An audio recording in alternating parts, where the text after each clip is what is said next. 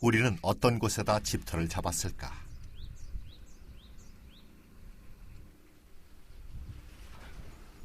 탱리지를 쓴 이중화는 대저 집터를 잡는데 으뜸은 지리인데, 지리가 아무리 좋아도 사람 살기에 적합하지 않으면 오래 살 곳이 못 되고, 여러 가지 물산의 생산이 좋아도 지리가 나쁘면 살기에 적합하지 않다고 하였다. 또 지리와 생리가 좋아도 인심이 고약하면 더불어 살 만한 곳이 못 되며, 인근에 아름다운 경치를 가진 산수가 있어야 좋다고 하였다.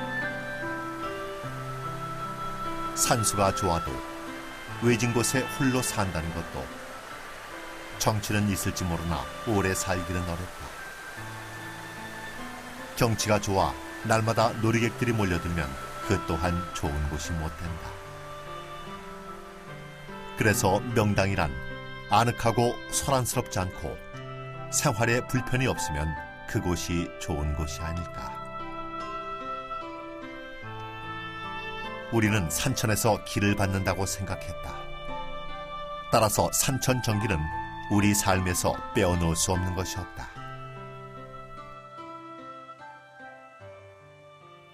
우리나라에서 참 좋은 거가 산천정기를 타고났다는 말이 있지 않습니까? 한국 사람들한테 산천정기 중에 가장 대표적인 게 역시 산입니다. 그 산 중에서도 가장 기운이 뭉친 걸 바위라고 그러죠. 저기 보시는 저 화암이라고, 화암은 노젓가리라는 화자 쓰고 그 바위 그런 뜻인데요. 저기에서 쌀이 나왔대요. 그래서 그 밑에 절을 짓고 스님들이 큰 그 수행을 했다. 옛날부터 이제 내려오는 얘기가 그런데, 만일 저 바위가 없었으면 저 밑에 절을 지었을 까닭이 없거든요. 그런 산 밑에 절뿐만 아니라 살림집들도 마을이 생기죠. 그래서 옛날에 우리나라 살림 마을이 배산임수한다는 말, 뒤에 산을 두고 아늑한 골짜기 속에 물을 바라다 보고 짓는다 하는 그 원리하고 똑같은 모습을 보실 수가 있게 됩니다. 풍수에서 뒷산이 음의 영역이요 흐르는 물은 양의 영역이라 해서 음양이 조화로운 곳은 반드시 그 산천에 맑고 뚜렷한 정기가 있다고 하였다. 우리는 그것을 산천정기라 하여 언제나 그 정기에 대한 믿음을 가지고 있었다. 메말라 척박한 고장에서 인물이 나지 않듯이 역으로 산이 수려하고 물이 정갈하면 인재가 난다고 믿었다. 그래서 산의 그 정기는 그곳에 사는 사람에게 전해진다고 생각하기에 산천 정기를 받을 수 있는 곳에 바로 우리 한옥을 지었다.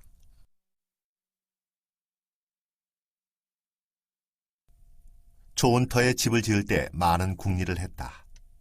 자식 교육의 도량이며 인격을 함양하고 오래도록 즐겁게 살고자 하는 염원을 집안 곳곳에 베풀어 놓았다. 네, 인간에게 늙지 않는다는 거하고 즐거움이 끝이 없다는 그런 염원이라는 게 대단한 거 아니겠습니까? 그런 집을 여기다 지었다고 생각하시면 이게 우리가 사는 이상형의 집의 추구다 이렇게 얘기를 할 수가 있죠. 요 근처에 있는 하나하나가 하나도 그냥 되는 게 없습니다. 자, 여기 보시다시피 이게 기수나무죠. 옥도끼를 다듬고 금도끼를 다듬고 초가상칸 집을 짓고 하는 그건데 이게 돌이라는 말씀이에요. 그러면 이게 달이 돼야 될 거 아니겠습니까? 개수나무니까. 이 달을 상징하기 위해서 여기다가 두꺼비를 새겼어요. 두꺼비가 달의 상징이라는 걸 우리 고구려 벽화에서 다 알고 계시죠. 삼조고하고 이 춤추는 두꺼비 달 모양을 한 걸 아시니까. 요거 다리가 있고 여기 물이 흐르고 있으니까 이게 달이면 여기 은하수가 되고 은하수가 되니까 오작교가 될 거 아니겠습니까? 이런 거 설정을 하면요 얼마나 즐겁겠어요. 집을 하나의 이상향으로 꾸몄다. 집에 대한 이런 지극한 생각은 그만큼 집에 대한 애착이라고 볼 수 있지만 이 즈음처럼 집이 바로 돈이기 때문에 그런 것이 아니라 집 자체가 하나의 인격체이며 인간을 키우는 소우주라고 생각했기 때문이다. 명당터에 지은 집으로 인한 발복은 그냥 오는 것이 아니라 적극적으로 받고자 하였다. 바로 명당수다. 보통 집의 하수도는 저렇게 바깥으로 돌리지 또랑을 집 안에다 넣는 경우는 드물거든요. 그런데 이 집의 경우에 저 뒤에서부터 오는 또랑을 자기 집에다 집어넣었어요. 집에 넣어가지고 이 물을 대문 앞에 오작교 밑으로 흘러가도록 그렇게 하니까 이게 은하수로 상징을 하도록 그렇게 맹길었단 말이죠. 그러니까 상징만 가지고 하는 게 아니라 상징 속에 담겨져 있는 이득도 집에 같이 누릴 수 있도록 그렇게 터를 잡았다, 구조를 했다 하는 거를 우리가 무심히 볼 일이 아니지 않습니까? 옛날 양반들이 이렇게 적극적이었다 하는 사실을 알게 되면 오늘날 우리가 자기 집을 지면서 과연 이런 문화를 되살릴 수 있겠느냐 하는 교육이 우리한테 아직은 없다는 말씀이에요.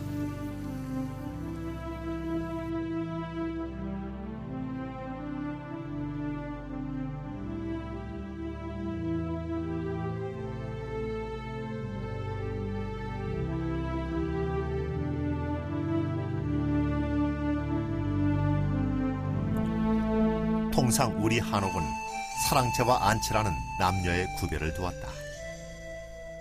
하회마을 충효당의 경우도 대문에 들어서면 바로 보이는 것이 사랑채이고 안채는 언제나 중문으로 차단을 해놓았다.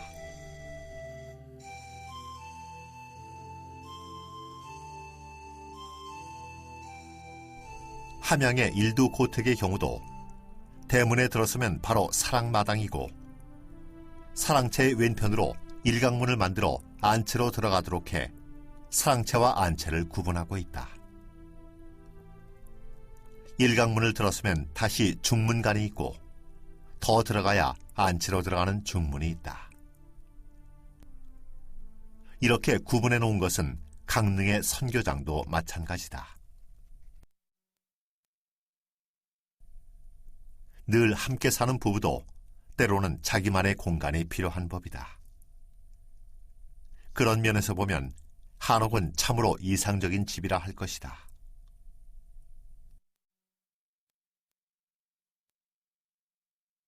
집은 누가 짓는가? 집은 어머니가 짓는다고 한다.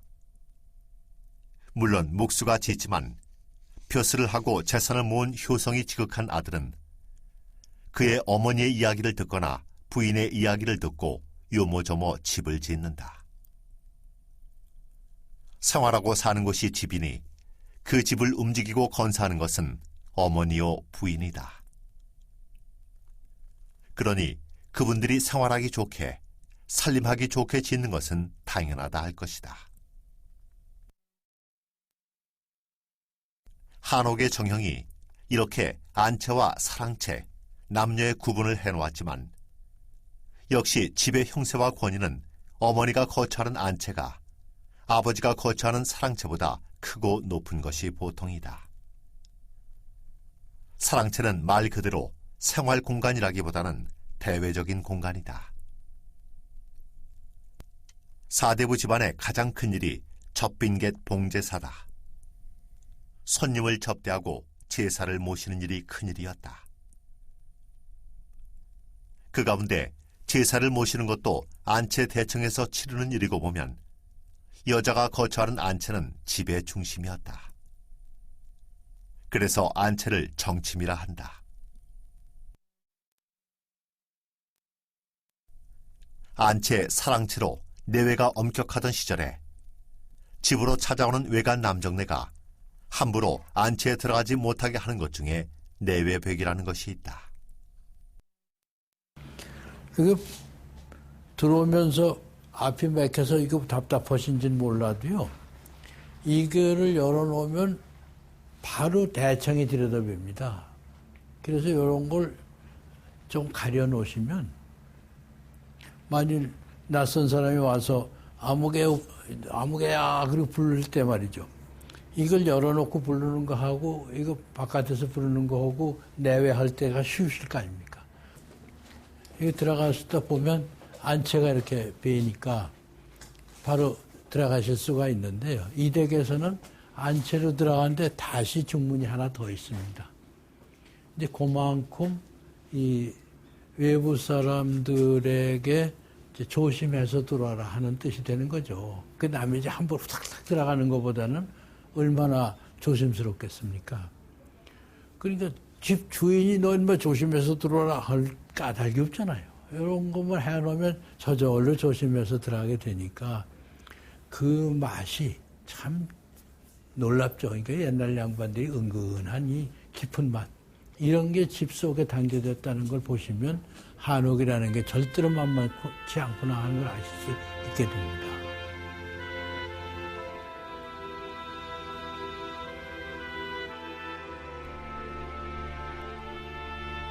한국에서 한국 사람이 사는 집이면 모두 한옥인가? 이름 그렇다고 할 수 있다. 그러나 우리 한옥도 그 원형질이 드러나야 한옥이라 할 수 있다. 그러면 한옥의 원형질은 무엇인가?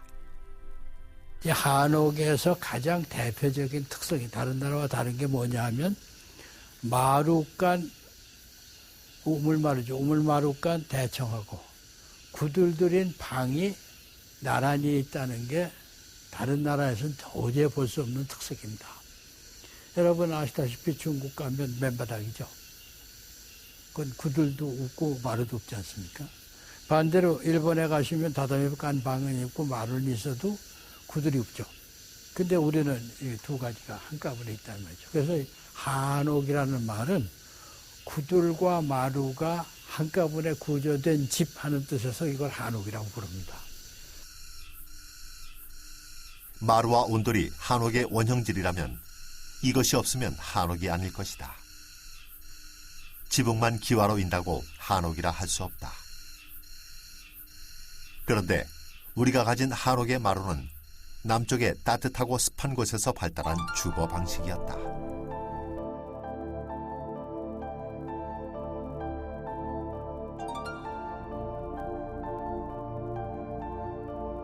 제주도의 경우는 마루와 맨바닥만 있었다. 정지가는은 부뚜막이 없고 한쪽에 크고 작은 솥을 건 화덕들이 나란히 놓여 있었다. 부뚜막이 없다는 것은 아궁이에 큰 불을 떼지 않았다는 것이다.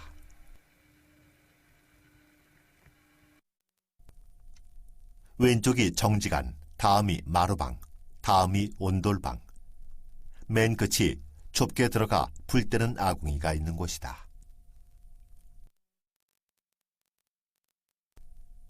솥이 있는 부엌이 마루와 붙어있는 곳은 육지에는 없다.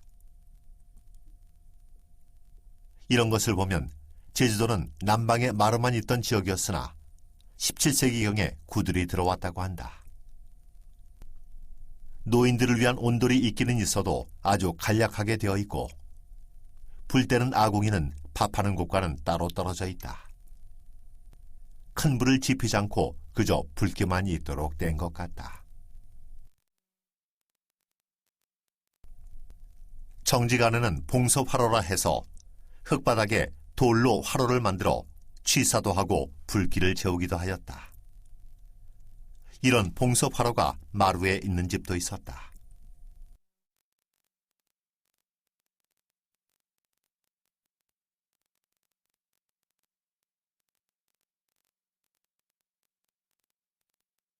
일본의 마루에도 이롤이라는 화덕이 있다. 온돌이 없는 일본은 제주도와 같이 마루나 맨바닥에서 불을 때는데 연기가 온 방에 가득 차서 이것이 빠져나가도록 천장을 높이고 배기구를 만들어 두어야 한다. 그러니 추운 겨울을 얼마나 고통스럽게 보냈는지 알 수 있다. 이에 비하면 한옥은 자글자글 끓는 온돌방에 문풍지를 발라 황소바람이 못 들어오게 하여 지내는 겨울은 참으로 안온했을 것이다. 한옥은 북방적인 폐쇄성의 구들과 남방적인 개방성의 마루가 공존하는 상반되는 구조가 서로 합쳐 이 땅에 맞게 이상적인 형태로 발전한 집이다. 집을 지을 때 맨바닥에 짓기도 하지만 우리는 반드시 기단을 만든다. 일본 집은 초가집이든 기와집이든 기단이 한 단도 없는 곳이 있다. 바로 흙바닥에 나무를 대고 있어서 비가 들이치거나 하여 상하기도 쉽고 습기가 인해 들어온다.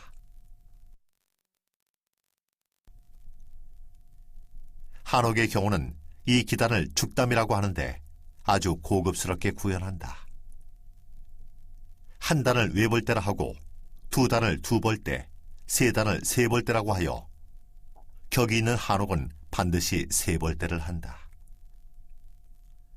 그런데 이런 세벌대를 해야 하는 곳이지만 지형을 고려해 죽담을 세벌대로 하지 못할 경우에 기발한 생각을 구현시켜 놓은 곳이 있으니 바로 연경당이다. 요게 한 단입니다. 원래 기단은 3단을 맹기는데 여기는 요걸 조정을 해줬어요. 왜냐하면 조금 높으면 뒤에 산을 가려요. 그래서 그걸 조정을 해줬는데 2단을 하기에는 하니까 여기다 이제 하나를 더 넣어서 3단을 했어요.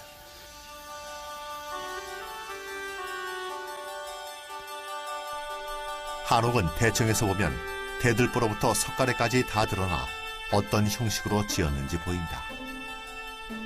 이렇게 석가래가 다 드러나는 것을 연등천장이라 한다. 한옥의 특색이다.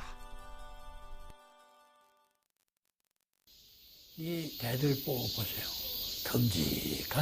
참 듬직하게 생겨서 전혀 옹졸하다든지 이런 맛이 없지 않습니까?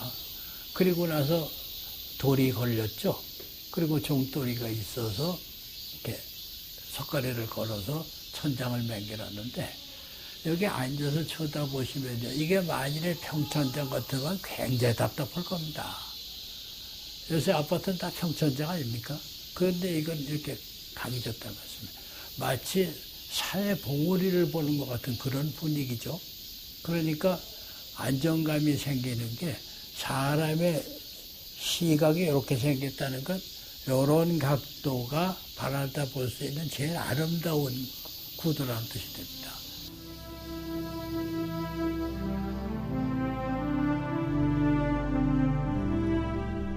한옥을 가장 아름답게 하는 것 중 하나가 마루다. 그냥 마루가 아니라 우리나라만의 독특한 양식의 마루인데 이런 마루는 세계 어디에도 없다. 우리의 마루는 우물 정자 모양으로 나무판을 끼워서 못을 쓰지 않고 짜는 마루다.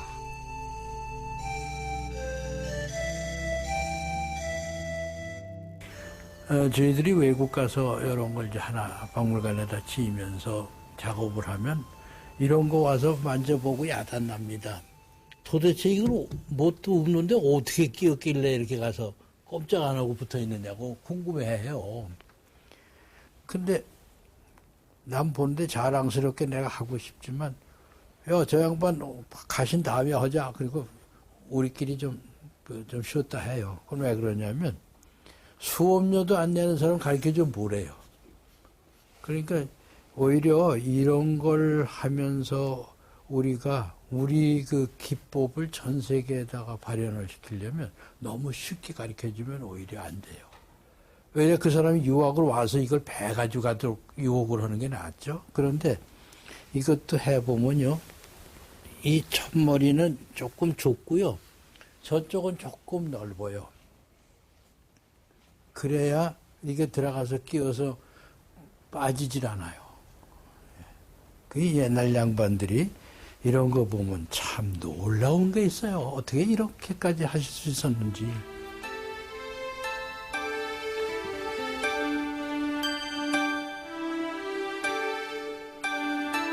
집을 지으면서 방의 크기나 문의 폭과 높이를 결정하는 일은 매우 신경 쓰이는 부분이다.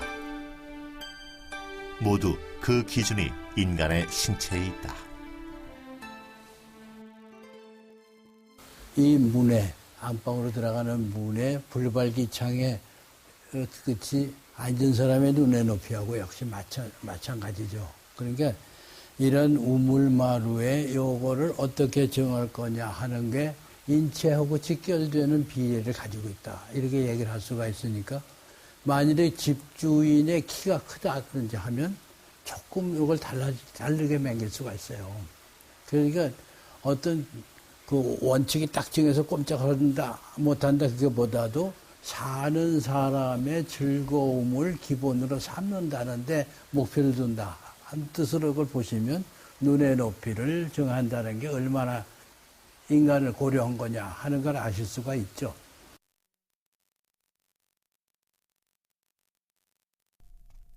대청마루가 집안의 대소사를 치르는 공간이다 보니 언제나 그 용도가 많다. 겨울에는 대청마루의 4분 한 문을 닫아서 아늑한 공간을 만들어 지내다가 여름이 되거나 집안 행사에 사람들이 많이 몰릴 때 이것을 열어들어서 위에다 매달아 놓으면 아주 널찍하게 공간을 쓸 수 있다. 한옥의 공간 이용은 참으로 넉넉해 이런 지혜는 오늘날 적절하게 바로 이용할 수 있는 것이다. 그렇게 방이 넓질 않습니다. 얼른 보시면 요거밖에 안 되는 것 같죠. 그런데 앞태가 있는 것처럼 뒤태가 있어요. 그래서 웬만한 세간은 저기다 다 들여다 놓으니까 이 방이 좁아질 리가 없습니다.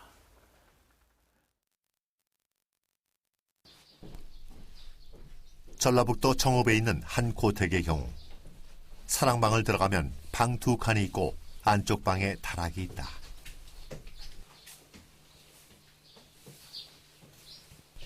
이 다락도 크지만 다락을 딛고 올라서면 이 바닥이 바로 사랑방의 천정이다. 이 사랑방 천장에다 우물마루를 깔아서 이곳에 사람이 올라가 여러 가지 생활용품들을 수납할 수 있도록 튼튼하게 만들어 쓴 것을 볼 수 있다. 덕음회라는 이 공간은 통풍을 위해 벼락다지 창문을 달아서 습기가 차지 않도록 해놓았다. 특히 방은 여기저기 벽장과 타락 등의 수납 공간을 이용해서 깨끗하면서도 눈에 거슬리는 것이 없어 안전하게 생활하였음을 보여준다.